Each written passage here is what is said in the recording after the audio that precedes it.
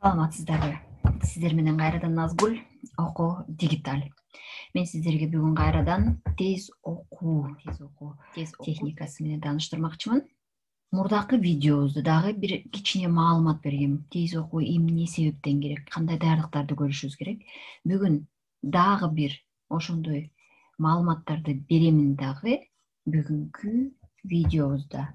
Кандай сайттарды, кандай кошумча тиркелерди көнүгүү катары кошуп алып колдонсок болот көргөзүп бермекчимин.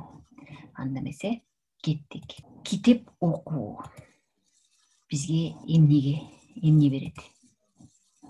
Китеп окуу үчүн эмнелерди кылабыз? Китеп окуп көп нерсеге жетишебиз. Китептер бизге окуп башты ийкип коюу үчүн гана керек эмес экен. Биз жаңыны үйрөнүү, тажрыйба менен бөлүшүү, эмоцияларды өзүбүз дагы ошол окуган каармандарыбыздар сыяктуу сезүү, достор менен, тааныштар менен маалыматтарды бөлүшүү, маанилүү маселелерди чечүү жана акылдуу болуу үчүн. Жана бүгүнкү күнгө караганда эртеңки күнү андан дагы байыраак болуу үчүн маалыматтарды топтойбуз, билим алабыз. Канчалык тез окусак, ошончолук башка иштер же үй бүлө үчүн, же тааныштар үчүн, эс алуу үчүн дагы көбүрөөк убактыбыз болот. Ошондуктан тез окуу бул жашообуздагы жакшы мүмкүнчүлүктөрдү тездетүүчү болуп саналат экен. Анда эмесе кеттик. Биз окуганда бизге керек болуучу каражаттардын бири бул китеп. Биз китепти көргөндө эле, мен бул башкалардай болуп эле бир айда 10 китепти окумакчымын, же бир жумада 3 китепти окумакчымын деп алдыбызга максат койбойбуз. Эң биринчиден бир китепти тандап алып, ошол китептен сөздөн сөзгө өтүп, акырындан окуп баштайбыз. Сөздөн сөзгө бир минутада канча сөз окудум? Же болбосо 1, 2, 3 сөздү окуп коюп, бул жерден эч нерсени түшүнгөн жокмун. Себеби бул толук сүйлөм эмес деп айтабыз. Андан кийин тезирээк бул сүйлөмдү окуп ташташыбыз керек. Сүйлөмдү окудук. Анан бул сүйлөм бүткөндөн кийин анан эмне болду экен деп ойлоно баштайбыз дагы. Кийинки сүйлөмдөрдү байланыштырып окуй баштайбыз. Сүйлөмдөн сүйлөмгө өтүп, абзацка өтөбүз. Абзацтан абзацка өтүп атып, бул баракчаны бүтүрөбүз. Баракчадан баракчага өтөбүз. Ошентип биздин кызыгуубуз артып, тездеп окуй баштайбыз. Бирок тез гана китепти окуп салбастан, ал жерде маанилүү маалыматты алып чыгып, биз билимибизди өрчүтүүбүз керек экен. Ооба, китептерди санын көбөйтүп окуса болот экен. Бирок эң негизгиси биздин максатыбыз маалымат алуу болуп калды. Эми бул үчүн мен эмне кылам? Бул үчүн мен кийинки китептерди дагы тандап алдык дейли. Бир канча китеп окуйбузбу? Азыраак окуйбузбу? Же бирден баштайбызбы? Эң негизгиси бирден баштамай болдук. Мен ушу өзүмдүн китепти тез окуш үчүн же маалыматтарды жакшыраак түшүнүп алуу үчүн менин биринчи кадамым. Мен өзүм үчүн эмнелерди кылып жатам? Биринчи кадамым китептерди туура тандоо. Мага керектүү темаларды туура тандап алуу. Же болбосо мен бир жерге конференцияга даярданып, семинарга даярданып жатсам, керектүү материалдарды таап даярдоо. Биринчи аларды даярдап аламын. Бул менин каражаттарым, китептерим деп коеюн. Бүгүн кызыктуураак болуш үчүн мен Википедиядан кайрадан дагы бир маалыматты алып чыктым. Бул китеп жөнүндө маалымат. Google Chrome'га кирем, китеп деп жазып койдум. Жазсам, мага Википедия бул текстти берди. Атайын текстти мен бул жерге даярдап алып коюп койдум сиздер үчүн, өзүм үчүн Word'го көчүрүп, анан принтерден басып чыгарып алдым. Алдыма коюп, эми 1 минутада канча сөз окуймун текшерип алуу үчүн акырындан окуй баштадым. 1 минута убакытты өлчөш үчүн мен мурдакы видеодо айтып кеткендей метрономду коюп койгонмун. Метрономдун тактына жараша өзүмдүн кунт коюумду бул жака көздөймүн. Же болбосо тынч отуруп музыка эмес, башкалардын сүйлөгөнүн эмес, эч нерсени укпай кунт коюп окуймун. Бул жерде тез эле 100 сөздү окуп салуу эмес, 200 окуп салуу эмес. Бул жакта түшүнүп окуганым 1 минутада канча сөз болот экен деймин. Акырын бул жерден карасак, мынакей меники 1 минуттан болгону 90 сөз болду дейин. Бул жерде санап койдум 103. Ким канчага чейин окуйт? Билбеймин. Бирок 50дөн 90го чейин биринчи окуган болсок, бул эч нерсе эмес. Бул биздин иштеген ишибизге, кесибибизге жараша ар кандай окуйт экенбиз.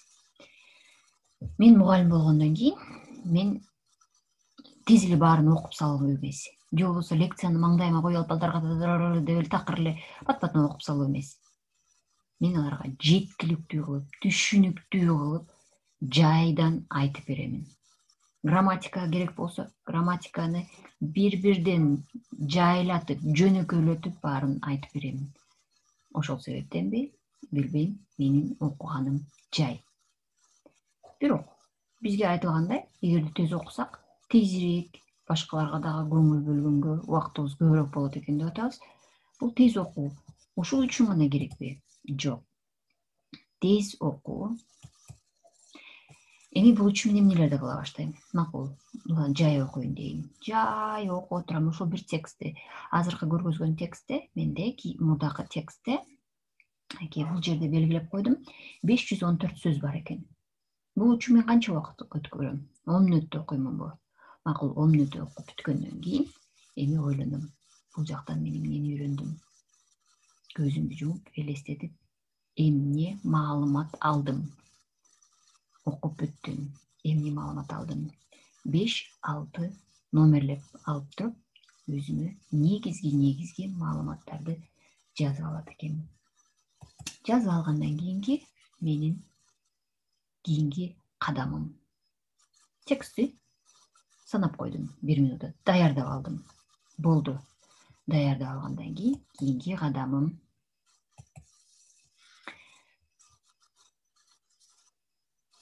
1 минутада 90 сөз окуйм деп даярданып койдум. Эми мен аны жакшырткым келип атат. 90 эмес, 200бү, 300бү сөзгө жетип, 500дү, 1000 деген, 1200 сөзгө да жетип окуса болот экен. Ал үчүн көңүл коюп окуу, иштөө үчүн өзүмдү даярдайм. Ал үчүн атайын көнүгүүлөрдү жасайм. Андан сырткары иш ордумду даярдап алам. Алаксып башка нерселерди карап көрбөш үчүн иш ордумду тыкандап алам. Иш ордумду даярдап алган сайын соң көнүгүүлөргө өтө баштаймын. Көнүгүүнүн мурдакы видеодо мен чекитти карап, фигуралар чыкканда фигураларды көз менен ээрчип туураңыздар деп айткан болчумун. Ошол кезде кунт коюу, көңүл буруубуз жакшырат экен ошондой көнүгүүлөрдү аткарсак. Эми мунусунда мен алманы коюп койдум. Көз алдыма алманы элестетем. Элестеттим. Кызыл, сары, жашыл. Кайдан келген алма? Кантип келген алма? Андан сырткары кандай жыттанып жатат? Эмне жегим келди? Даамы жакшы, таза, курту жок.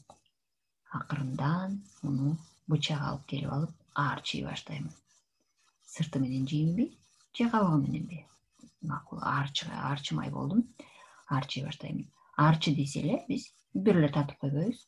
Бүтүн бойдон аарчып чыгарууга аракет кылабыз.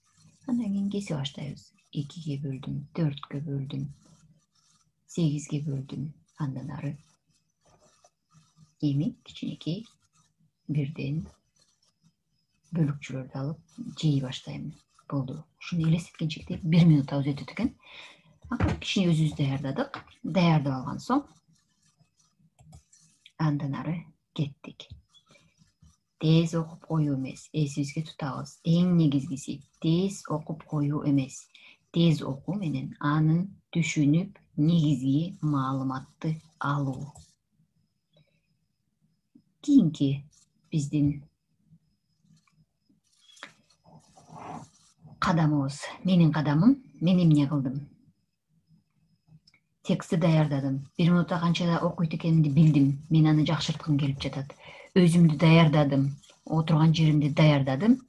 Кийинки менин кадамым. Ал үчүн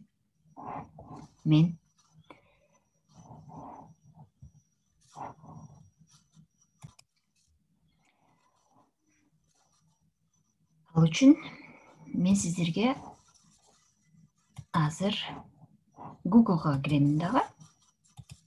Google Chrome. Мынакей, Google Chrome'ду ачып алдым. Бул жакка Миф издательство. Миф издательство деп жазамын. Миф издательство жазып койдум.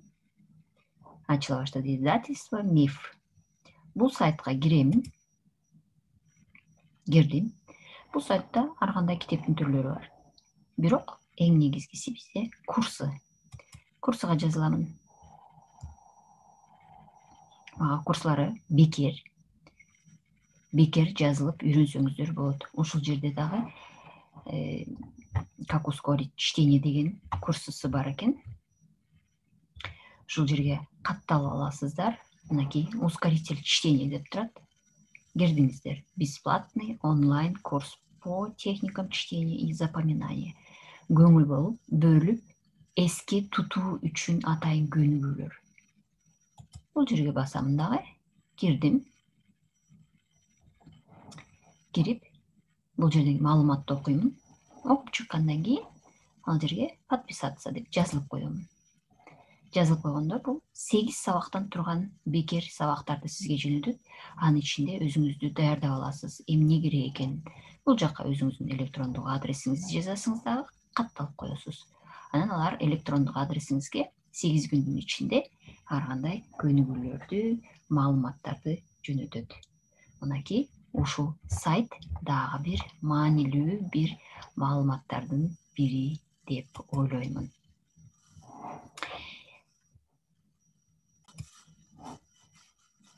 Дагы бир маанилүү маалымат. Бул көнүгүүлөр үчүн тиркемелерди көчүрүп аламын. Тиркемени көчүрүү үчүн эң биринчи мен Play Marketке кирип, Play Markеттен скорочтение деп, бул жака эле үстүнө скорочтение деп жазамын. Мынакей түрлөрү чыгып атат. Мынакей ушул жерден скорочтение деген тандап аламын. Таблица Шульте деген жүрөт. Мынакей 2 түрү бар экен. Эңирээк бергени, мынакей мен немисчесин алып алып, мурики бала китепти карап турганына кирип алып, азыр окуп жатам. Ошондо көчүрүп алсаңар орусчасы чыгат. Же болбосо мынакей башка дагы көнүгүүлөр бар бул жакта. Мурики скорочтение, научись читать быстро дегенди басамын. Мен муну мурда көчүрүп алган болчумун. Ошол себептен андан кийин силер скачать дегенди басасыздар. Мен болсо открыть деп басамын. План обучения. План коюп алам. Отдельный упражнениялар жасайм. Түрлөрү бар. Мынакей мигающиеся слова деп атат, которые нужно запомнить. Мынакей азыркы тез өткөн сөздөрдүн ичинен кайсыны көрдүңүздөр? Туура. Жок, туура эмес болуп калды. Туура эмес. Болду. Көңүл коюуну дагы жакшыртып бере баштайт экен. Бул ушундай тиркемелерден көчүрүп алсаңыздар дагы жакшы мүмкүнчүлүктөрдүн бири. Анда бүгүнкүгө жыйынтык чыгарабыз. Биринчи керектүү китепти, маалыматты, материалды даярдап алдыңыздар алдыңызга. Өзүңүздү биринчи көңүлүңүздү, конкоюңузду жакшыртуу үчүн көнүгүүнү жасап алдыңыз. китеп маалыматты окудуңуз дагы, 1 минутада канча окуйт экенсиз, санап алдыңыз, даярдандыңыз. Аны жакшыртуу үчүн биринчи мен көргөзгөн азыркы сайтка катталат экенсиз, ал жактан көнүгүүлөрдү бере баштайт. Же болбосо азыркы мен көргөзгөн тиркемени. Бул тиркемелердин аттарын бул видеонун алдында описание деген жери болот. Ошол жерге сайттардын шилтемелерин коюп коёмун. Анда биз менен болуңуздар. Сиздер билгендей, биз YouTube каналында барбыз. YouTube каналына абонент болуп катталганды да унутпаңыз. Андан сырткары Facebook, Instagram, WhatsApp'та дагы группаларыбыз бар. Telegram да унутпаңыздар. Жаккандар лайк басып койгонду унутпаңыздар. Кийинки видеолордо мен бул орусча берилген көнүгүүлөр болуп жатат. Bunday көнүгүүлөрдү кыргызчалаштырып, кандай кылып балдарга сабак өтсө болот. Аларга дайыма эле ушул тиркемени же ушул сайттарды көргөзүп, силер сабак өтө албайсыздар. Аларды кантип электрондоштуруп өзүңүздөр презентация кыласыздарбы? Же кандай приложенияларды, башка тиркемелерди колдонуп, кантип ушу көнүгүүлөрдү өзүңөр жасап алсаңар болот? Кантип аларды кагаз түрүндө чыгарып алып туруп кесип балдарга сабак учурунда колдонсоңуздар болот, көрсөтүп бермекчимин. Сак саламатта болуңуздар.